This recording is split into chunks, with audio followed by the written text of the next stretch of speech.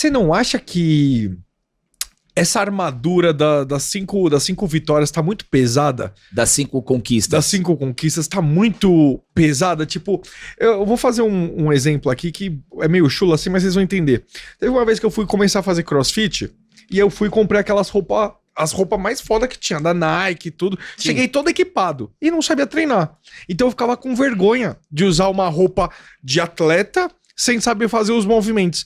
E você não sente que os jogadores da seleção são isso? Tipo, não, somos 5 vezes campeão. Mas eles mesmo não acreditam? Tipo, é vitória dos outros. Eu tô usando uma armadura que eu nem sou capaz de usar isso. É uma bela observação, Carlão. Não é? Uma bela observação. Eu acho que assim, existe realmente um peso. A coroa é pesada. Existe um peso. Você veste a camisa da seleção brasileira, existe um... Você carrega uma história gigantesca. E é por isso que eu sempre falo, quem tem que vestir a camisa da seleção é quem aguenta. Né? É assim, ó, existe o jogador de time e existe o jogador de seleção. É claro que pro cara chegar na seleção, ele tem que estar bem no time dele. Uhum. Só que o cara que tá bem no time dele, ele joga na seleção e não vai bem, não chame mais. Você tem que chamar jogador que na seleção representa. Queira, né? Que na seleção queira, que na seleção entregue. Olha só... Em 98, o nosso camisa 10 era o Rivaldo. Eu em 2002 foi o Rivaldo. Rivaldo é foda. Rivaldo chegou em 2 finais de Copa do Mundo. Uma ele ganhou, outra ele perdeu. Depois veio o Ronaldinho Gaúcho, camisa 10. Foi uma pífia a apresentação, ele era o melhor do mundo. Em 2010 veio o Kaká, uma pena, porque o Kaká era machucado também. E aí 2014, 2018, 2022, 2026, Neymar. Por que veio o Neymar? Porque não teve ninguém pra assumir a condição de ser protagonista da seleção brasileira. Só teve o Neymar. O Júnior, ele falou uma coisa ontem que eu concordo plenamente, o grande maestro Júnior. Ele falou o seguinte, abre aspas pro Júnior: o maior azar do Neymar foi não ter ninguém do nível dele nesse tempo de seleção brasileira. E quando eu digo nível, eu não digo nível de competitividade, de qualidade. Eu digo nível de fome. Uhum. Nível de entrega. Vontade. Nível de... vamos ganhar esse bagulho porque a gente tem um gênio. Não teve. Não teve. Por isso que a gente vai sofrer agora, tá? Esse ciclo de 2030, até 2030... vai ser tenebroso. Porque ou você tem uma seleção que tem um gênio, e aí você arma um sistema pra jogar pra esse gênio, ou você tem uma seleção que se desenvolva num nível de coletividade absurda, que é a Espanha. Pode crer. A Espanha, o Lamine Yamal não é um gênio. O Lamine é um craque, mas ele é novo ainda. Mas a Espanha é um time extremamente organizado coletivamente. Não tem nenhum gênio, mas a organização coletiva da Espanha é absurda. Você tem a Argentina, a Argentina tem o gênio. Quando o Messi aposentar, você vai ver. A Argentina tá fudida quando o Messi parar. Sim. A Argentina acabou depois. A Argentina acabou. Aí você tem a França. A França é um caso à parte. Porque a França tem coletividade e tem uns 3 gênios. Eu acho que a França tá de hack porque metade ali era pra estar jogando por outro país. Mas a França tem 3. A França tem o Mbappé, que é uma máquina. Você tem o Olise, você tem o Dembélé, você tem o Doué, um negócio absurdo, a França. Mas é isso, não sei mais também. Não, que na realidade a gente vai entrar... Os final tá tudo assim, os final assim. Mas é importante a gente observar a questão principal que eu vejo, que é o respeito às características do futebol de cada país. Então, por exemplo, na Espanha a gente vê a coletividade, porque a característica do futebol espanhol, a coletividade, a troca de passes, a valorização da posse de bola. Na França, a gente também vê essas características de um futebol mais ofensivo. Pô, a França parece o Brasil, cara, velho. Total. Eu assisto a França, parece que eu tô vendo a seleção brasileira, sim, malandro. De uns anos atrás. Por quê? Porque respeita as características daquele futebol. A França pode até perder, mas respeita as características do futebol. A Espanha pode até perder, pode até sofrer como sofreu hoje. Então quase você classificou os 91 minutos, mas jogando aquele futebol, respeitando aquela característica. E o Brasil faz o caminho inverso. Vamos tentar ter um futebol mais europeu possível.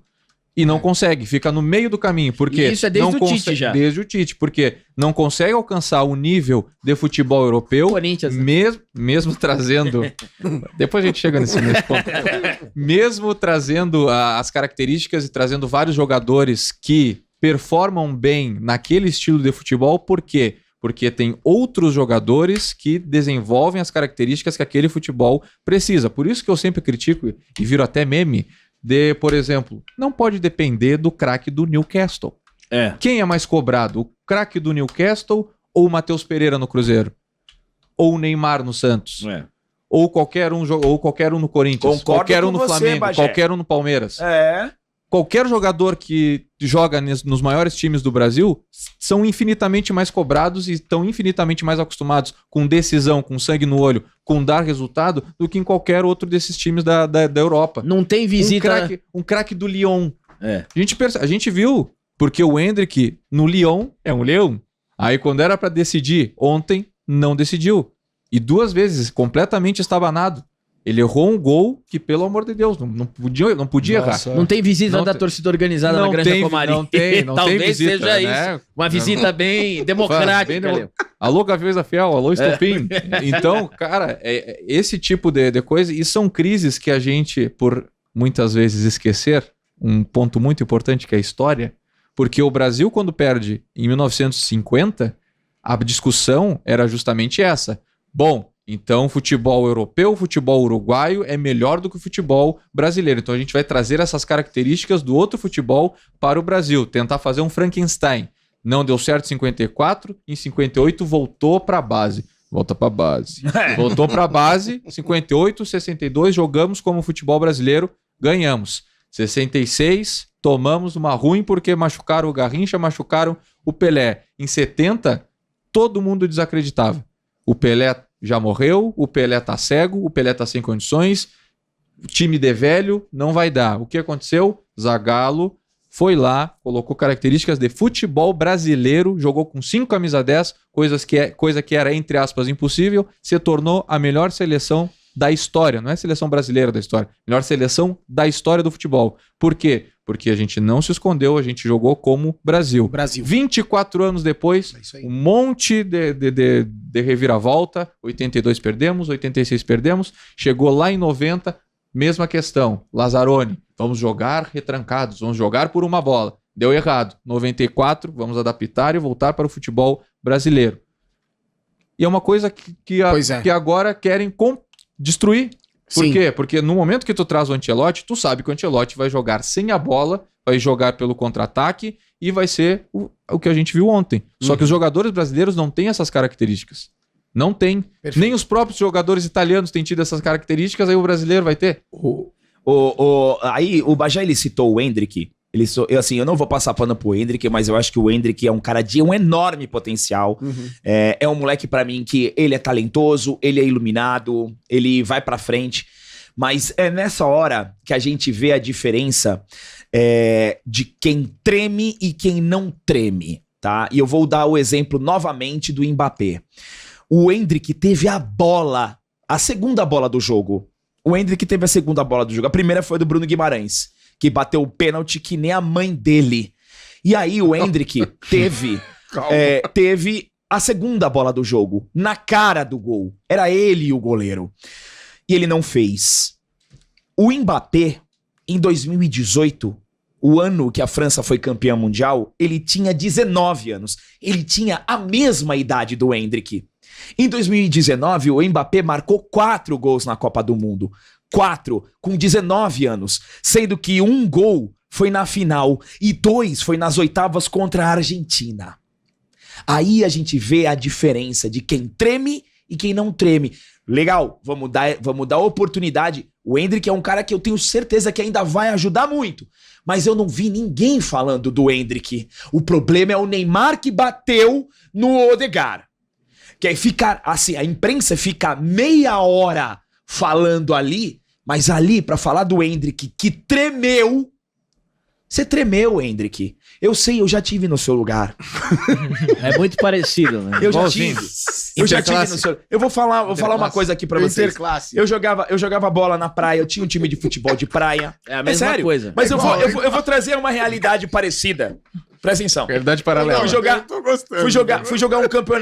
jogar um campeonato. Veja só. Fui jogar um campeonato. Eu jogava na Portuguesa Santista. Fazia escolinha lá. Certo. Fiz 2 anos de escolinha na Portuguesa Santista. Não sei se meus amigos que estão aqui, os meus que jogaram comigo lá, estão aqui. E aí, a gente jogava entre a gente. Tinha uns 40 caras, tá? A gente jogava bastante entre a gente. E aí foi ter um campeonato. Um campeonato que reunia todas as escolinhas de Santos. Todas. No primeiro jogo, eu marquei um gol, mas o estádio tava vazio. Não tinha muita gente. No segundo jogo, eu marquei um gol e o estádio tava de boa. Aí meu pai foi assistir as oitavas de final. Aí tremeu. As oitavas de final, meu pai foi Sentiu? assistir. E as oitavas de final, e tava lotado o estádio. Lotado. A bola sobra pra mim na cara do gol. Eu tremi. Você isolou? Eu tremi. Na hora de eu dar o chute, eu demorei e o cara tomou a bola. Eu tava de frente pro gol. Eu tava de frente. Então, assim, tem uma pressão. Claro. Tem pressão. Igualzinho. E a seleção brasileira tem essa pressão. O Endrick sentiu essa pressão. Ele sentiu a pressão. O Mbappé não sentiu a pressão. Permita-me um pano. Posso? Só um pano suave. Olhe. Pano suave, né?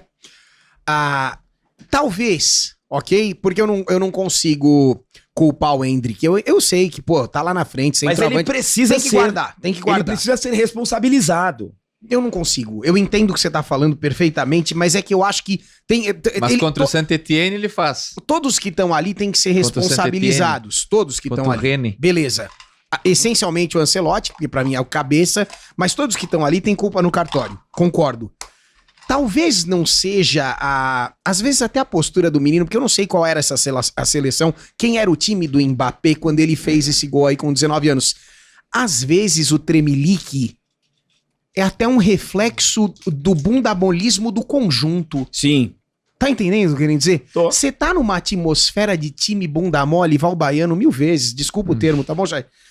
Isso é contagiante, sabe? É um negócio... Tá todo mundo meio paia, você também já não se sente tão... E convenhamos, né? Primeiro que assim, tem que elogiar o lançamento do Vini Júnior também, tá? Foi um excelente Esse passe. baita Foi, bola. Fez Vai, tá um bom. passe lindo ali. foi um gol praticamente passe. Né? E eu entendo, ele tinha que marcar, eu concordo com você. Mas eu senti todo mundo pipocando, sabe? O Vini quando entrega a bola, o Casimiro em todos os momentos possíveis. Eu não sei, eu não consigo botar pra ele uma parcela muito grande pela questão de ser novinho. E eu acho que ele, por mais que ele floresça, eu espero que sim, talvez ele não seja um Mbappé também, né? Talvez essa geração não tenha um Mbappé, não tenha um Neymar. Não vai Talvez ter. essa geração Difícil, não tenha um... difícil. Não vai ter. Agora E investir é por isso investir que no o conjunto. É por isso que o Ancelotti ele vai precisar fazer o quê? Ele precisa trabalhar o coletivo do Brasil. Sim. Porque hoje não tem mais o gênio. O Vini, ele desequilibra com espaço. Ele não é genial. Ele é bom de bola, o Vini, mas não é genial. Ele precisa de espaço pra desequilibrar. Ele só tem uma jogada, o Vini. Só uma, que é atacar o espaço na ponta, cortar pro meio e bater. Só.